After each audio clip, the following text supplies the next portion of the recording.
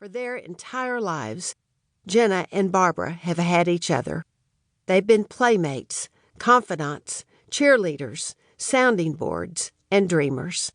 They've been partners in persuasion, right down to their relentless lobbying to get their ears pierced. Though only Jenna lobbied me to allow her to get a perm. Any night, at any house, could become a slumber party, and often did. When she heard ghostly noises in the White House, Jenna ran to get in bed with Barbara. Barbara was the one who got Jenna ready for her first date with her future husband, Henry. She was the one who was there for the birth of both of Jenna's children. Jenna is the one who pushed Barbara to follow her dreams for better health for all and to start a nonprofit, Global Health Corps. She's the one who believes her sister can do anything. They can finish each other's sentences and each other's dinners. They're teaching Jenna's daughters, Mila and Poppy, the ways of sisterhood, how anything is possible if you do it together. My daughters have kept me grounded. How could I worry about a presidential election campaign when I was worried that Barbara would wear flip-flops to Austin High School's homecoming celebration, where I knew she would be crowned homecoming queen? She wore them anyway. Together, Barbara, Jenna, and I have moved in and out of houses, dorm rooms, and apartments, but never out of one another's lives. As you listen, you will get to know the daughters, sisters, and friends that George and I know. They share some family secrets, some family bloopers, and some inside jokes. They'll tell you about being part of a big family and a small one. They'll share their private memories of heartbreaking events that shaped our nation and what it's like to sit next to Vladimir Putin at dinner. As they've grown and discovered the world, I've grown and discovered with them. We've shared travels, movies, books, and even some occasional advice on how to be a mom.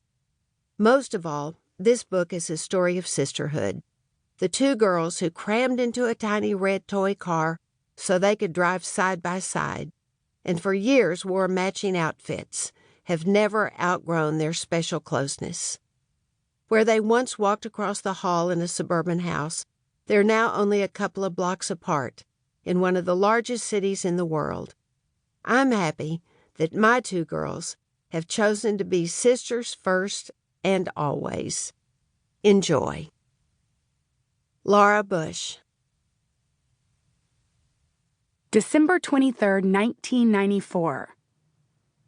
Growing up together has been not only one of the best things in my life, but a gift from God. Many children need playmates throughout their lives to be happy. I know I have one playmate I can always count on. This particular friend doesn't live across the world, across town, or even down the street. She lives across the house, and together we've grown up loving each other. Thanks, Barbara, for always being there. Love, Jenna. Sisters first. From the very beginning, before we could walk, before we could talk, Barbara and I were a pair. It wasn't just our matching pajamas and our tiny baby jeans with the same pointy green cactus stitched across each back pocket. It was that we were an unmatched set and ripe for easy comparisons. This one is the brunette, and that's the blonde. She's smaller, she's bigger. She has the bright blue eyes, and hers are smaller and brown. After a few years, the typecasting became a kind of shorthand. You're the loud one, right? You must be a troublemaker. Your sister's quiet. She must be an introvert. Many of these observations were made by complete strangers. The obvious ones are accurate. My sister does have cat-like turquoise eyes, while mine are beadier and brown. But were other stereotypes true, or did we simply absorb them?